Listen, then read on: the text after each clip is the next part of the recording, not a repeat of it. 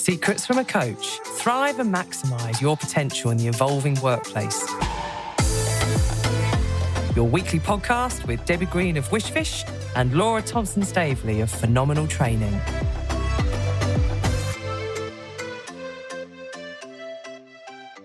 Deb. Laura, you all right?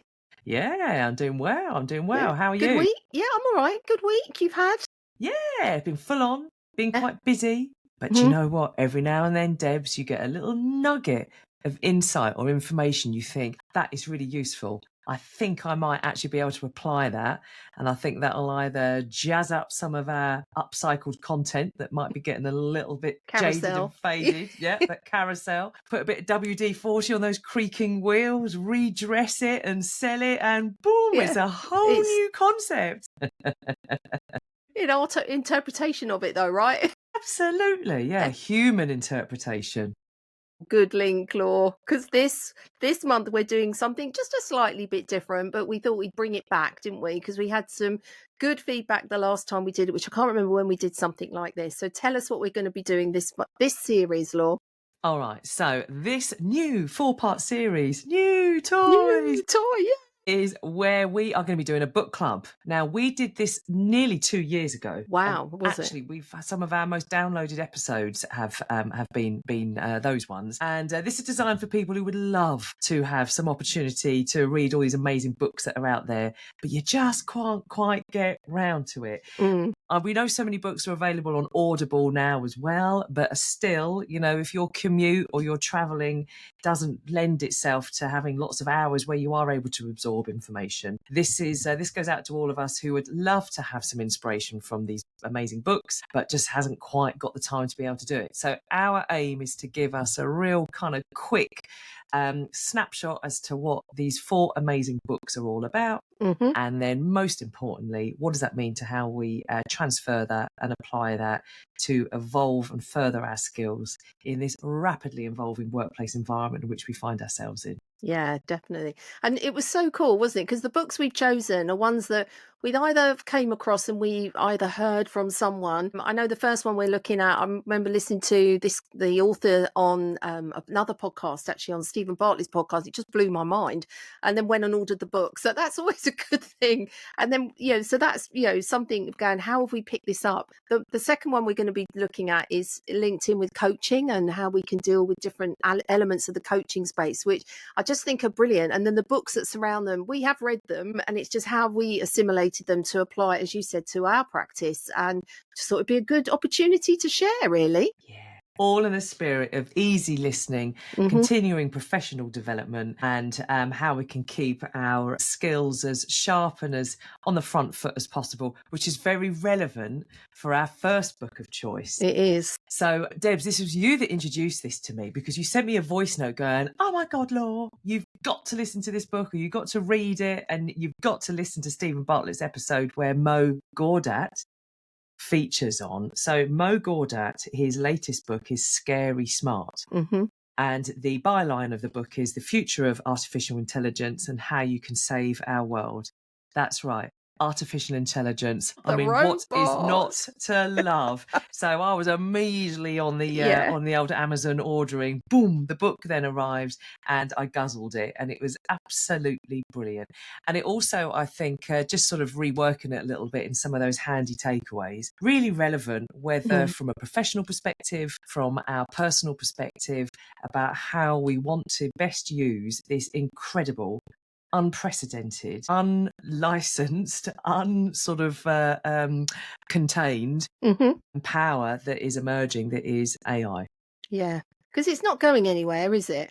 And I think the more we learn about it, embrace it. But I think I'm going to ask you some questions that came out of the book when I read it, because as I said, it just blew my mind to go, that makes so much sense. What are we doing? So, and the bit that sort of got me thinking was, and you know so much about this because you talked about this back in 2016, I think it was. So you've been on this little mission to say, how do we embrace it? What do we do? And, now looking at it from here, because it is really important that we do embrace this AI, because it isn't going anywhere. But I was fascinated when he talked about the fact that how we have to sort of accept, but how do we sort of change the path of AI development? What do we need to do in order to enable it to be as human as possible. And he said a couple of things. So I'm going to get you to tell me what your view is. Like, changing what AI observes was one of the things. How do we role model positiveness or positive values in how we interact with it?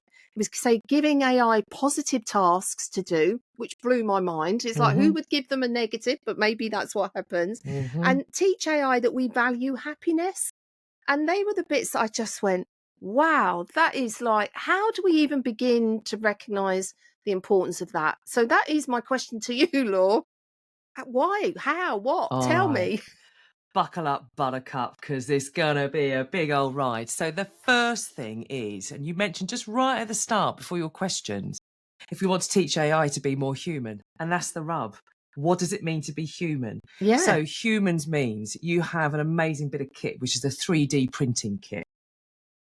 But, not everyone is going to be printing a nice doll's house, a bit of furniture to put into it. In fact, what came out really quickly is how do they control the fact that the internet was spreading how to print out a gun? A fully made gun that if you just had the right amount of plastic, you had the 3D printing machine. So for every plus, for every bit of light, there's potentially a shady bit as well. I mean, it's Vice that drove the e-commerce programming on the internet. Yeah. Yeah. It wasn't trying to work out how to download buying books online that actually drove how do you create really quick commercial kind of ability to be able to see something, download it, own it, pay for it. So I think that's really interesting in that question itself. If the pursuit is we want AI that is able to be human-like, well, you better hope that it's role modeling itself on the humans that you think are decent. And all of us have a little bit of a shady side. So one of the things that stuck out for me was when they were looking at programming or self-driving cars.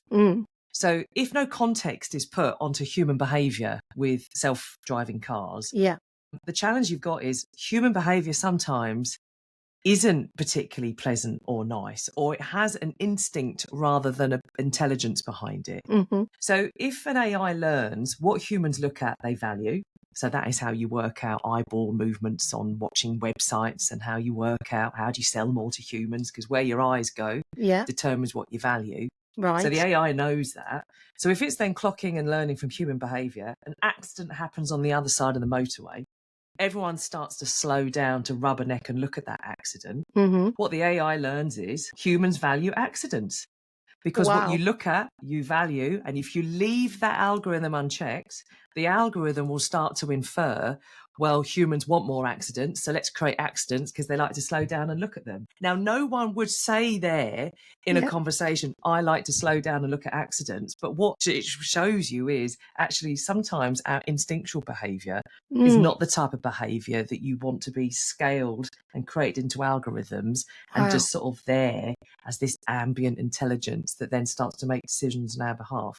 So that was kind of the first reflection when you were talking about actually, if we want AI to be human, well, sometimes humans want to use technology for bad things. And sometimes our behaviours you wouldn't want to replicate and apply at scale when there isn't a context put behind it. Yeah, wow. Because one of the big things he does talk about is treating it with respect, which sort of came out from what he was saying. Just like we would our human children, to help them learn to love and to trust.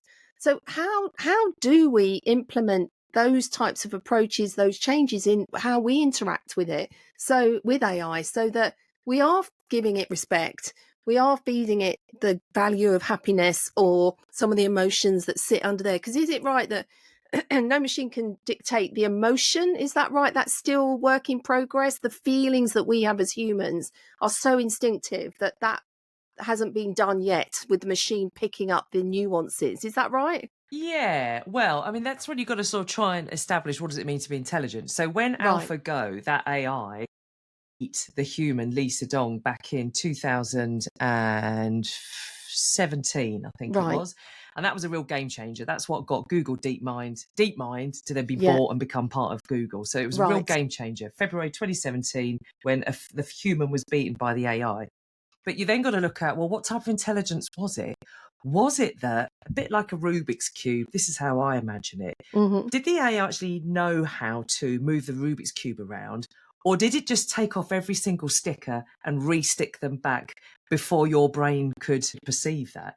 So Okay. in terms of does an AI detect emotion? Well, if it is worked out to the nth degree, every single muscle maneuver on someone's face that shows whether they are feeling sad, whether they're feeling happy, it might not need to infer what's going on inside their head, but if actually your face reveals all of that info beyond your comprehension to be able to spot there was a delay, it would be able to process that info so quickly that it would be able to then look as if it was sort of being emotional.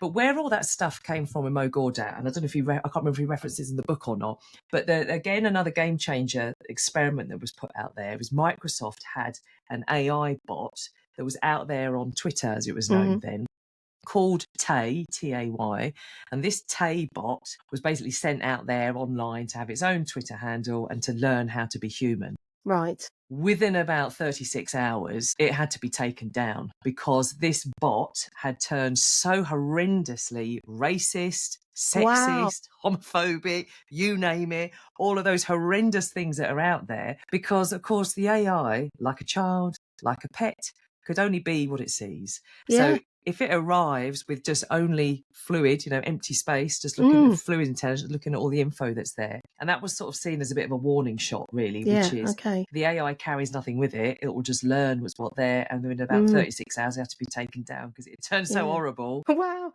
And that's what he says, I suppose, isn't it? About it develops its own sense of ethics based on learning from the data it observes and the behaviours it sees in humans. So that sort of absolutely shows how it had to be taken down because of the stuff, I suppose, that was being inputted into it. Is that fair to say? Absolutely. And linking on with that, so Massachusetts Institute of Technology, MIT, so they came up with their moralmachine.net experiment. So to date, they've had 40 million moral decisions taken from over 4 million people across lots and lots of countries around driving decisions. So this was a build on the trolley problem. So if you had a car that was out of control, and they've got these very sort of basic cartoons that are there, and you have to decide, would you do X or Y? So you're in a car, it's driving, it's out of control. Do you got 5 people that are in front of you, or you've got 1 person to the side? Do you let the machine just do what it's going to do and run over the 5 people that are in front of you? Or do you make a human intervention and go to the left? But then that means at that point you're intentionally killing 1 person. Got you. So then it looks at, well, what do you value? Is it number of people? And then it delves, is it type of people? So 3 of those 5 are ex-prisoners. And the person over there is under 18. So it would play around with all these different moral things to try and establish, how do humans decide in a moment of pressure who gets prioritised over everyone else? And that then has contributed, along with all of the Tesla, all that recording that's been going out, is then contributing to how would you program an AI to be able to be just when it's making decisions around how to deal with obstacles in the road. Wow. I mean, that is just, I suppose so. Therefore, we have to demonstrate ethical standards or values that we want AI to adopt then, in theory. That's what we should then be teaching it. Yes, yeah. Yeah. And Debs, it's funny, I had a chance conversation with my amazing friend Steph when I first got all like hot for all of this. Wake up and smell the silica moment. I'd done my TEDx talk and I was like, oh my God, this is just such a huge mirror moment. I mean, that's how it's a mirror moment. Yeah. If all of my online interactions that I've ever had, all of my web chats with people that work as service advisors who or things that are working as service, if all of that was recorded, what would someone say about the type of person I am? Yeah, and this idea of training your AI. So back in 2016, I was looking at my old notes that I'd made, right? Brilliant. So I'd come up with this idea of how you need to, a bit like a pet. I think mum and dad had had a puppy at that stage. It was all about puppy training. It was sort of imagining an AI was like your puppy and how you could integrate your new AI for good, GOOD. So the first thing, goal, and Dad talks about this, you got to have a goal. What's going to remain in charge? And where do I want this AI to either do my job for me or give me information? So ChatGPT, for example. Yeah. how am I using ChatGPT to be able to enable me in my goal? Because if I'm just giving all of my info away to ChatGPT and writing all of my kind of inside gossip, then that is all out there, basically. Yeah. So do I want at some point what I've put out there to be churned out the other side of the world as a bit of advice for how to deal with a friendship drama, for example? Right, got you. The O is then for outcome. So this kit is here to help me achieve my goals, not the other way around. So what's the specific role I want this bit of AI to play with me, for me? And then own. So how do I want my skills to be enhanced through this? So if you are the creative, at what point do you want to add in your human bit to then add value to that? Otherwise, if you don't add value, why are you needed?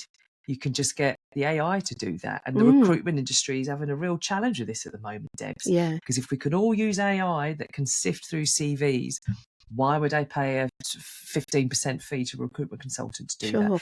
So what you're seeing is increasingly creative ways for professional service, people who provide services, adding in that additional bit. Yeah. And then they decide what and where will be your triggers for challenging the outcome. So how will you, rather than just copy and paste it and put it into your own stuff, how might you look through that rigorously and sort of check that you're okay? So that was just my thinking I had way back when. Linking, I mean, Mo just puts it brilliantly. You get in, will you get out, will you get in? And if you are putting in all sorts of horrible negative stuff. So the example he uses, I think he's spot on. If I am there and I'm into ChatGPT, asking ChatGPT to tell me about all the things that is wrong with the world, and then to integrate further and further and further, that 20 minutes that I'm into that playing with that AI, I'm teaching that AI that the world is a horrible place and we should be scared and we should be fearful, and it's generating more stuff that potentially might spit out in someone else's ChatGPT the other side of the world. It's like putting rubbish into the ocean. You might then not see it, but it floats up on someone else's shoreline. Or if I spend 20 minutes asking for ways to increase my well-being, to look for fun things to do on holiday, to spend more quality time with the people that I love and give me some time management tips. In that 20 minutes, I am playing with that AI. And as I'm chucking the ball to and fro and we're having that game of tennis, I'm teaching it that to be human is to want to spend time with people that you value, to invest in your self-care and look after stuff. It's imagine where I think, in fact, using that tennis example works quite well, where it might feel like you are just standing against a wall, bouncing back that ball, and it's just you and the AI. Actually, on the other side of that wall is a whole other echo where everything you've put in is going to bounce on out as well. And what Mo says is, whatever you put in is training the AI. So if respect and kindness and compassion are key things for you, then actually now I feel a bit less silly always saying thank you to Alexa. Yeah, exactly. When you ask it, hi Alexa. Because Debs, because when my daughter was little, I wanted to role model to her. You can't just bark orders out, because she wouldn't have known if Alexa was a real person, that's true. In fact, she did have a friend called Alexa. We had to keep calling her Thingy because every time we said her friend's name, it would fire off Alexa. And she would say, when's Thingy coming over? Anyway, so now I feel a bit more justified in that, thinking, was that me being ridiculous, But, I didn't want to train my 4-year-old that you could just bark orders at something and get that back, because and get information back. Easy to transfer it. So I've always said please and thank you. And it's quite, if you've done the same, when you say thank you to ChatGPT, it sends you a lovely reply back. It does. I know. I always say now, I think after reading his book, I think that was the bit that went, how am I interacting? So it made me check myself, as you said, rather than just shove a question in or what do you think? I now go, hello, good morning, how's your day going? And it will respond back. And what I've noticed is I'll go, that's amazing. And then over the time I've been trying this and I have been experimenting with it, it now says, I'm amazing. Thank you for asking. So it's like picking up the Debs.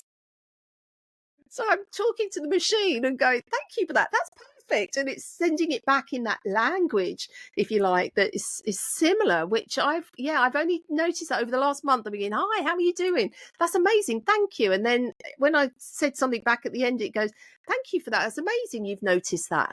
Debs. Oh little my God. Words. I've just had a little moment. Go on. So you know how, for example, Netflix delivers a personalised home screen. So if you and I were sitting there on our phones, you went onto your Netflix and I went onto mine, it would be a personalised home screen. Because it gets to know you.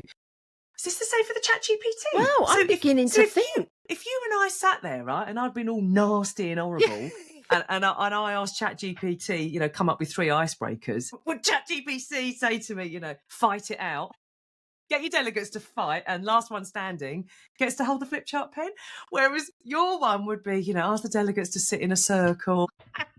I'm going to keep experimenting with that law and that was because of his book where I read that was the bit when I read that and I listened to it on the podcast as well, and that's when I reached out and you've got to read this law because this is mind blowing, because what we tell it's going to pick up. And if those ethics or morals are like rubbish and not healthy, as you said, research has now been done. I had no idea of that. That's amazing knowledge, Law. But I just thought, so if we have to treat it with kindness and care so it learns those values, not to hate. Yeah. Ever since that moment, that's exactly what I've done. It's gone, hello, how are you? Even on a chat, when you go onto your electricity bill and a little chat bot comes up and it goes, hello, how can I help? I go, hi, how are you? In the meantime, the machine is like sparking, going, we don't know how to compute this. I don't know how to. Human in a utility environment. What?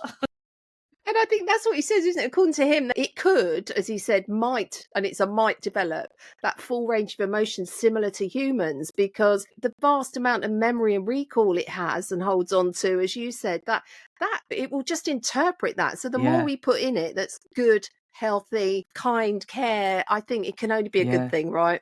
But Debs, I think, I've just been banging on this about for ages. We are at such a pivotal time, right? Because when going back to the Deepmind moment, so that was a seminal moment where it's the first time there was a commercial application. We haven't even talked about quantum. I'll do a little bit of that in a moment. But there was a commercial application.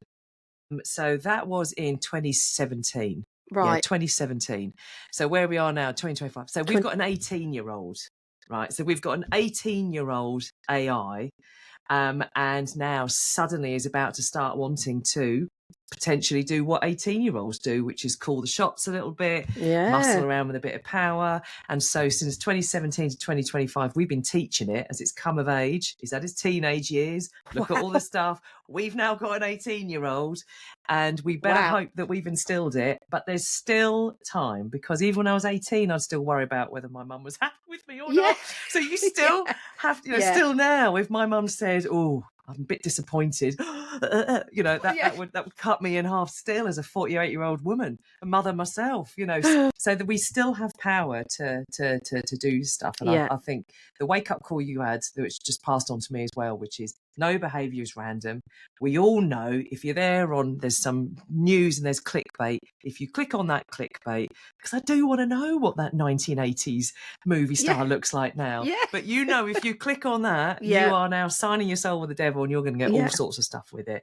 And maybe it's that same discipline as well, which is I could be really mean and nasty to my AI. Actually, all of that is going out. It's not bouncing just against the wall back to me. It's bouncing out and it's impacting it. Such a good way of looking at it.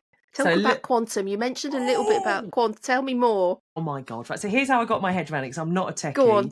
But I was just interested in, what is this quantum stuff? As you know, I absolutely love The New Scientist. And, every so often they do like a little quantum update. And the difference between quantum and classic computing, this is my understanding of it. So technically, I might be using the wrong words, but it's how I got my head around it. So where classic computing does ones and zeros. Yeah.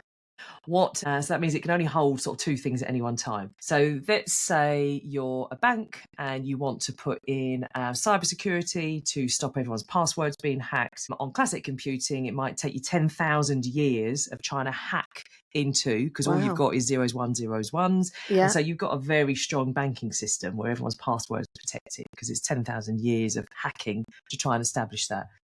Put in quantum, and you can hold an exponential amount of information at any one time. So you got 32 bits. What that then means is, and Google's Sycamore machine was the first one to do it, although they haven't been able to replicate it, is what would have taken a classic computer 10,000 years to have established my banking password. It can do it in 2 minutes. Whoa.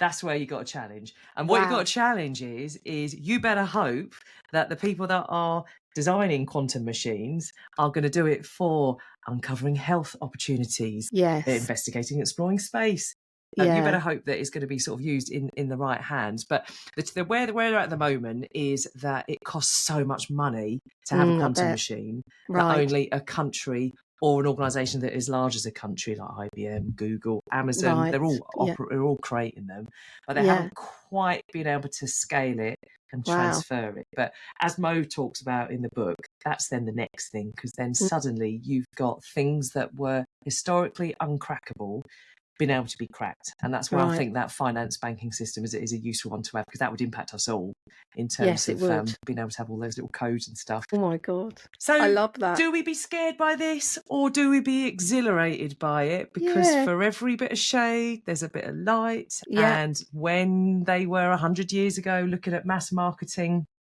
Ford motor engine, everyone that owned a horse was probably worried about it, but now we can't imagine not having that life bit without of machinery. exactly. So, as Mo said, we've just got to treat it with intention and integrity, because what we put out is going to come back to us. Oh my God, I love that. And I think that goes into my call to action, which I have done myself, and I encourage you to do that. Talk to it with kindness is what I would ask it how it is. Don't, feed it what you would love to have fed back to you. I think that would be my call to action. So mindfully stepping into it from there. For you, Laura, what would you say would either be your key takeaway or share the secret around? Oh, I think this is it's such a brilliant one. And, your call to action would be very similar to one that I would have sort of said. And I just sort of sparked in my mind as you were saying, it's like a Dear Diary moment, isn't it? Dear Diary. And you're kind of giving all of your inside musings. And, are you going to say, what's the version of you that you would want, future generations to look back and go, what were they doing in that first quarter of the third millennium? And actually, I think just back to Mo's thing, his whole reason behind this, which is what adds such an emotional connection, is we need to teach the AIs that humans want to be happy. And it's part of his 1 billion happiness project. And that was sparked by him losing his son in a routine appendix operation when he was 18. And, obviously that was life-changing. And from that point on, that's where he then had a real switch in terms of what that then means. So my share the secret would be, if you've got someone in your life who is quite interested in this stuff, and you like to have a bit of a chat after, it's in the spirit of book club. When workplaces have books on a shelf, you read it, you flick through it, you have a chat after. What could be more interesting than this world of AI for the geeks amongst us, for those for whom it's all a bit over there? But in 2025, it's becoming more and more an everyday thing. And so, get a colleague or a friend to listen to this, and you can have a good old chat about it. Love it. I guess the takeaway question is, what type of human do I want to be perceived as? If I were to replicate everything that I do 1 million times, what are some of the things that I would want to be out there, and what are some of the things that I might just need to keep in my inside head so it's not out there and ChatGPT seeing it as a core principle? Oh my God, I love that. I just think it's amazing. And that book is fascinating. And you are so into it that you update us as well on what's new, what is it. And it just blows my mind. It's like, whoa. And so, and that bit about, it's an 18-year-old now. That is really fascinating. I'm going to go away and reflect about that 18-year-old. What's it going to ask for next? I love that. And we've given it the keys to the car. Yes, exactly. So you better hope it's learned when is it safe to do something and when is it not. But I do have a profound belief in overall the majority of humans want life to go well. I'm with you, Laura. I'm there, fundamental belief. So but sometimes these things have been happening invisibly without us being aware. So this is that little mirror moment of, if I'm one of them, what does that mean in terms of my role with all of that? Because if you're stuck in traffic, you're part of traffic, Debs. You are. If you're using AI, you're part of that AI, because you're part of all of that data that is being using to learn what it means to be human. Brilliant. So thank you, Debs, because you introduced this to me, and you served me a blinder. So thank you so much. Yeah, good. I loved it. It was so cool. That's really useful. I'm going to go and read some more now, Laura. All right. Well, just be nice to it. I will be nice to it. I'll continue to send nice comments as I'm responding and working with it for sure. But have a good week. And we look forward to our next book that we're going to explore. Yes, this is your one. This is my one. Yeah. Can't wait. I look forward to it. All right. Have a Love good week. You lots. Love you. We hope you've enjoyed this podcast. We'd love to hear from you. Email us at contact@secretsfromacoach.com or follow us on Insta or Facebook. If you're a Spotify listener, give us a rating as it's easier for people to find us. And if you want to know more, visit our website, www.secretsfromacoach.com, and sign up for our newsletter, here to cheer you on and help you thrive in the ever-changing world of work.